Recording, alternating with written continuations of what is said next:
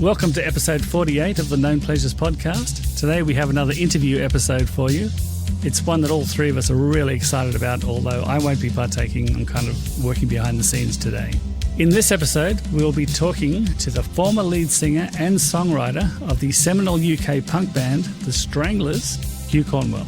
On the eve of his upcoming Australian tour, we will be asking him about the new album, his days with the Stranglers, and everything in between. So get a grip on yourself and listen in to a few moments of madness from the mind of Hugh Cornwell.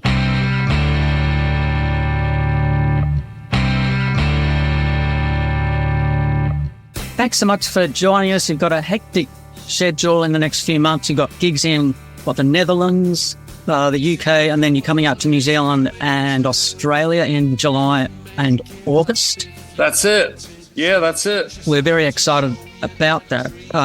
Can I start by asking you about the Moments of Madness album, the lyrics on the album in particular? Is it difficult to get the balance right between being a cynical old codger, to quote the Stranglers song, and trying to sort of be connected with the world? I mean, some of the lyrics like, don't want to be a young man, there's no attraction I can see.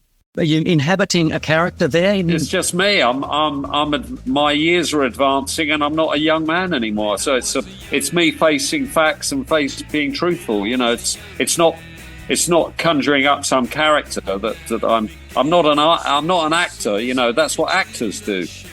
Actors can't stand to be themselves. They feel terrible when they're not playing a role, so they don't know who they are, you know, which is a very sad state of affairs to be in. Well, most of them are. I just Moments of Madness is really coming clean about a lot of things, you know, and that's one of them. You know, admitting that you're getting older and you're losing your faculties. But luckily, the faculties of making music haven't left me yet. And really, you look back at youth now and you think, well, there's not a lot to be that I can be jealous of there. I'd rather be where I am. Thank you. Well, I think another lyric, see what the world is coming to, couldn't make it up if you wanted to. Then again, this could be a nightmare. Better kick me in the derriere, which is a fantastic rhyme, by the way. So, yeah, I think your feelings about the world are coming through loud and clear. Good, yeah. And that song, I Want to Hide Inside It, it's getting back to a primeval thing that I'm brought back to something that I heard when I was 15 years old in school. A kid in one of the classrooms got up before the teacher came in and said, "Listen, guys, I've come to a conclusion." He said, man spends his first 8 months of his life trying to get out of a woman, and then spends the rest of his life trying to get back in. And I never forgot that. And this is a 15-year-old kid that came up with that, which I thought was incredible. So, I mean, you know, it's a primeval thing, you know, and that line that verse you just quoted from that song, it just sums it all up, really. I mean, you know, I just want to go off and hide and be safe and sound somewhere. It's extraordinary that something at school comes into a song title several decades later. You never know where the creativity is going to come from. No, it just made sense to make it all one word. You know, I told my manager what the title was, and he said, "So it's I then want to," and I went, "No, it's all one word. I want to hide inside you. It's just one word." You know, that's how it makes sense to me. Hugh, thanks for joining us. Really great to speak to you. I've been a long time admirer of your works. According to your autobiography, Multitude of Sins, you said you discovered music at a very early age. I just want to talk a bit about that, going back to school days.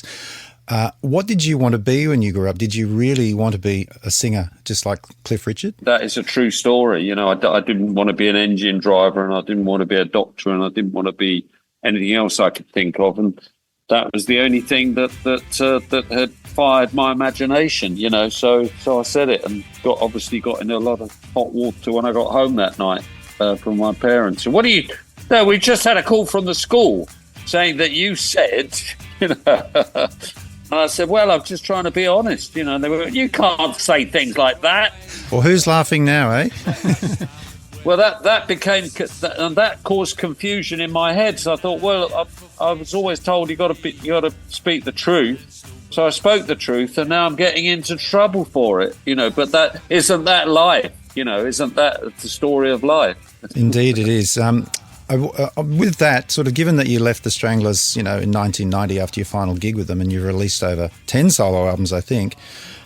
When you come and do these gigs around the world playing, some of the old songs and obviously some of the new ones as well, and talking about those days with people like us, does it feel like you're recalling a completely different life, like a whole other person that you almost don't recognise now? Yeah, I mean, it feels like I'm doing cover versions, when I play Stranglers songs. It's really odd. I mean, I don't mean that in any disrespectful way to the songs, because I love them.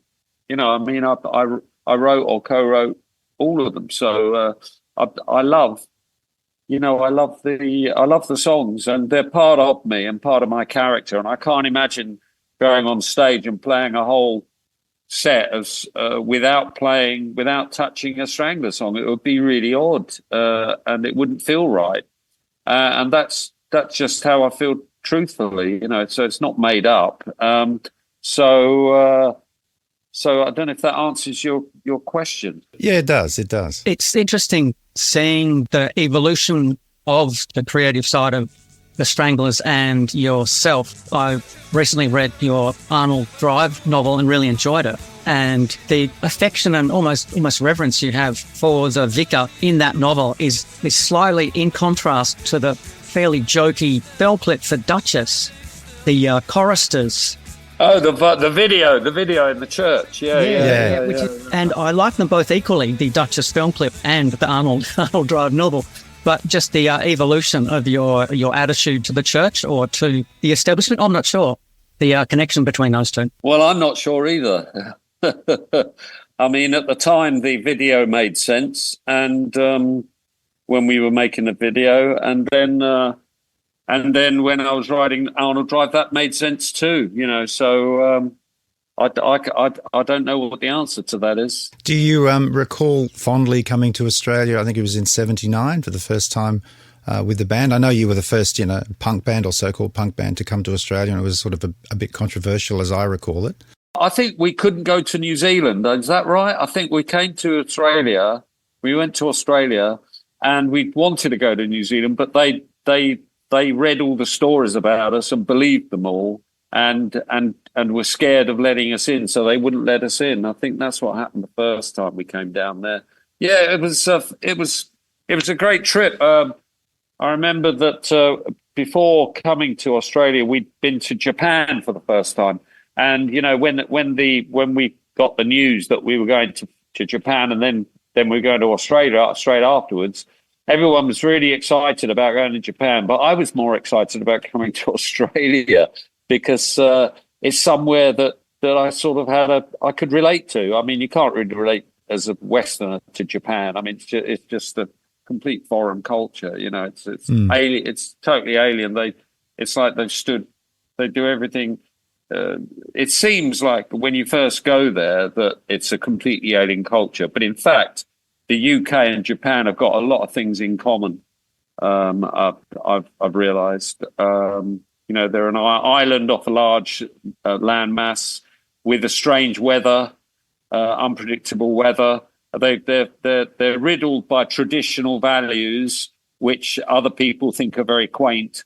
They're both the same, in that respect. So they've got a lot of similarities. But at the time, I was so excited about going to Australia. It was funny. You got a great song out of it too. You got Nuclear Device out of the Queensland trip, so it wasn't a total waste. There was a venue in what do you remember the venue we played in Brisbane? It was a tavern, and a large tavern. The Exchange Tavern, I think it was called. And it got closed down afterwards by Peterson's boys. They managed to close it down because they came in and started a riot when we were playing in there. So obviously it got its license revoked, but it wouldn't have if they hadn't have provoked it in the first place. So there you go.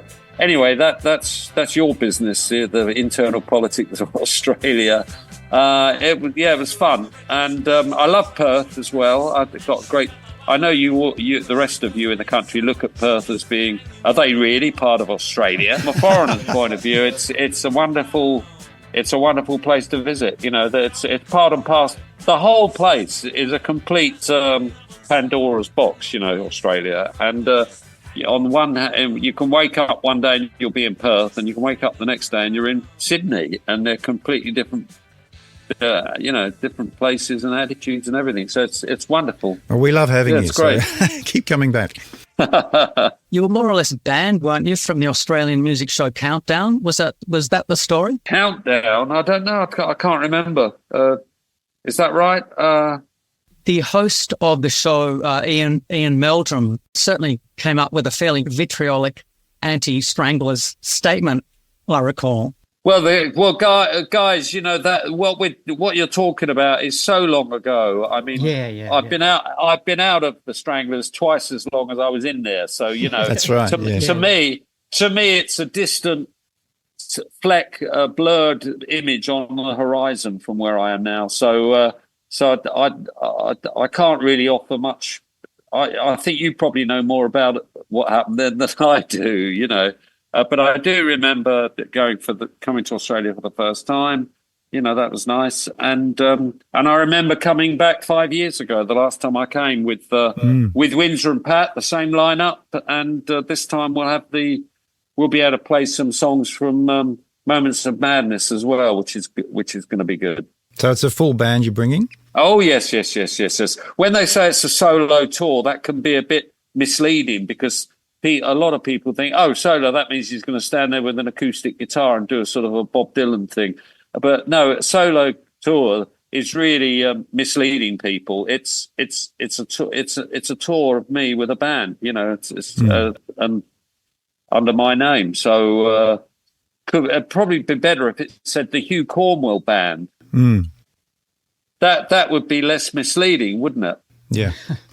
Did you always feel that you'd go solo? I mean, you know, going back in time, did you always think one day, look, I want to do my own stuff. I can't sort of see myself. No, not at all. Not at all. I was very at home. in the Stranglers' ethic and the way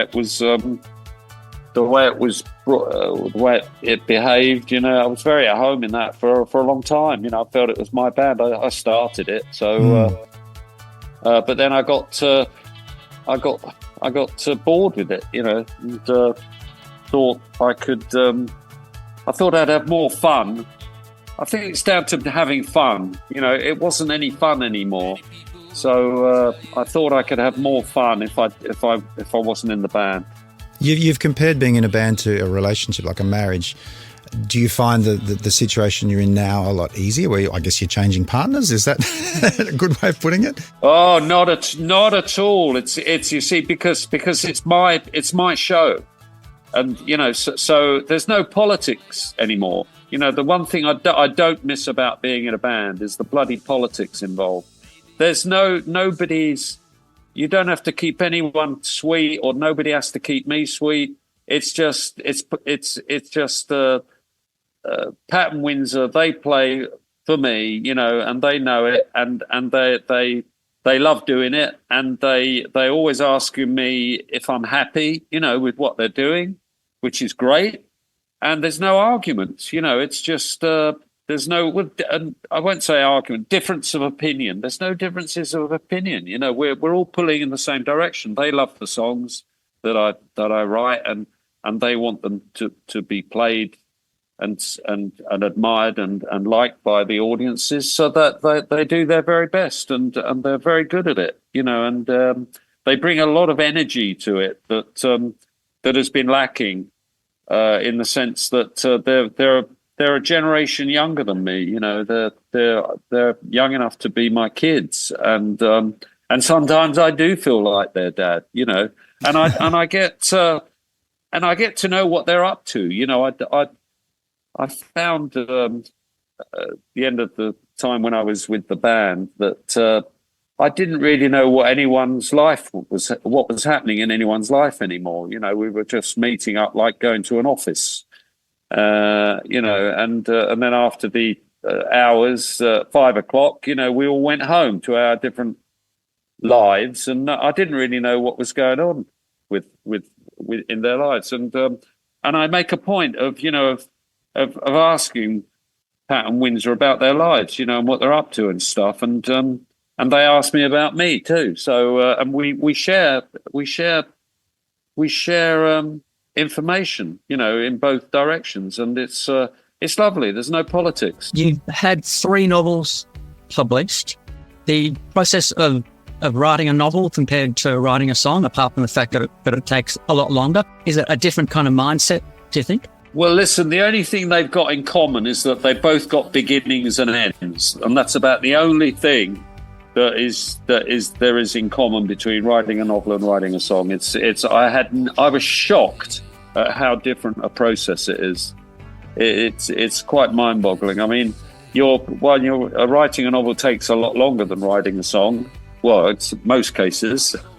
Some people take longer to write songs than others. I mean, I remember the longest time I spent writing a song was about 6 months I spent on a song called Black Hair, Black Eyes, Black Suit. I kept taking it back and rewriting it, and finally it took 6 months, and I thought that was a long time, but with books you're talking about years, and you've got to constantly remember what happened at the beginning, because what happens in the middle has got to make sense with what happened at the beginning, whereas a song, that doesn't necessarily follow.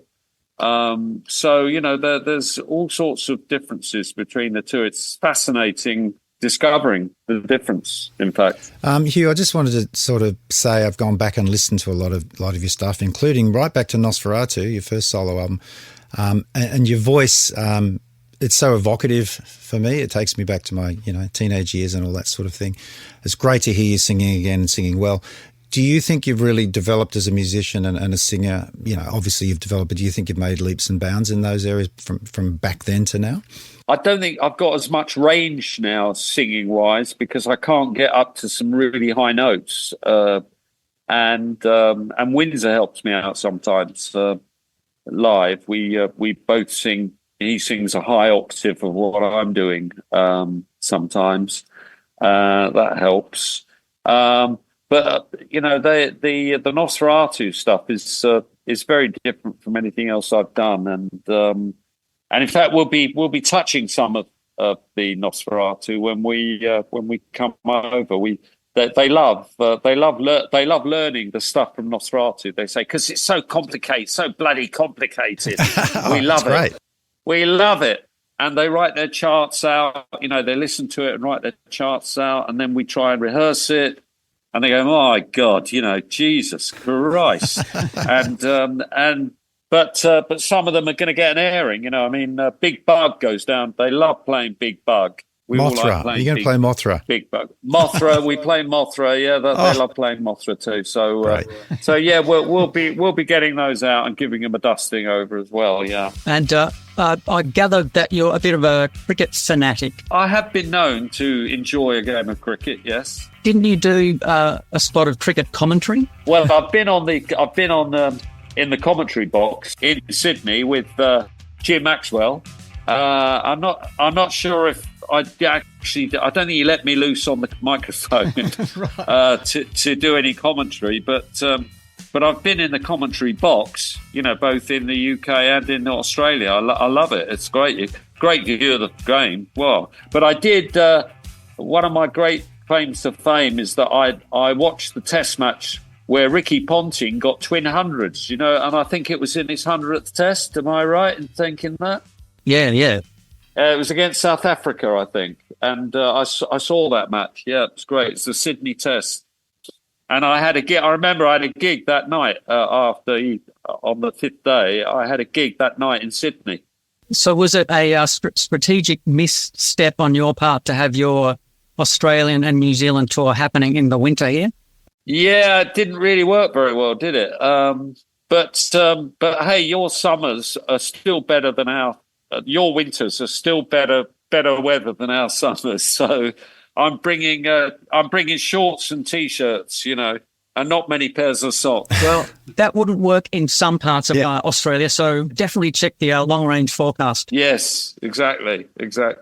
Well, I think that just about wraps it up for us. If I can end at the beginning, something that has always intrigued me about the name Guildford Stranglers, which I think a name you took on board in 1974? It was like a couple of years before punk. It was a very punk name. And I'm just kind of curious about how you managed to kind of conjure that up. Yeah, I think that John kept bringing it up.